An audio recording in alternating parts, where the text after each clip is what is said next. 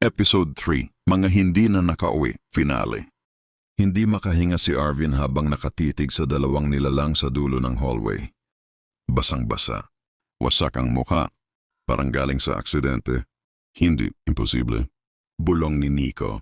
At doon bumalik ang lahat. Umulan. Madulas ang daan. Mabilis ang takbo ng sasakyan. May biglang tumawid.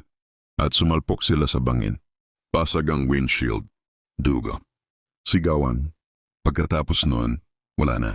Nanlamig si Nico. Patay na tayo. Tahimik ang buong bahay. Parang hinihintay nitong marinig yun. Unti-unting lumabas ang mga multo mula sa dilim. Ang batang babae.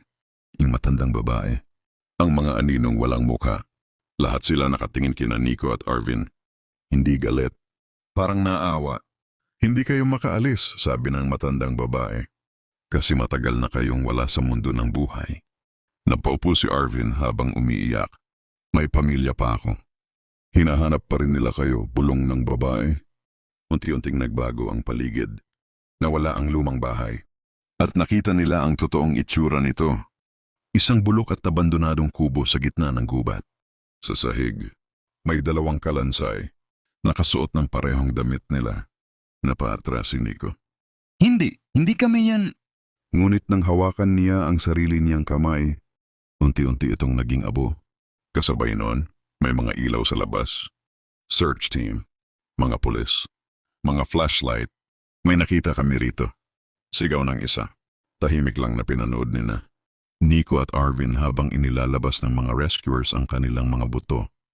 2 taon na silang nawawala, sabi ng pulis. Napaiyak si Arvin. 2 taon? Hindi nila namalayang ganoon na pala katagal. Unti-unting nagliwanag ang paligid. Isa-isang naglaho ang mga multo. Bago mawala ang matandang babae, ngumiti ito. Kaya kayo nandito, kasi ayaw niyong tanggapin. Tahimik na bumagsak ang ulan. At sa unang pagkakataon, naramdaman ni Nico at Arvin ang init. Hindi na malamig, hindi na mabigat. Nagkatinginan silang dalawa. Takot pa rin, pero payapa na. Unti-unti silang naglakad papalayo sa kubo habang naglalaho ang kanilang katawan sa dilim ng kagubatan. Kinabukasan, naging balita ang pagkakatagpo sa nawawalang magkaibigan. Pero ayon sa isang rescuer, bago sila umalis sa gubat may nakita siyang 2 lalaking nakatayo sa malayo. Basang-basa, tahimik, at nakatingin sa kanila.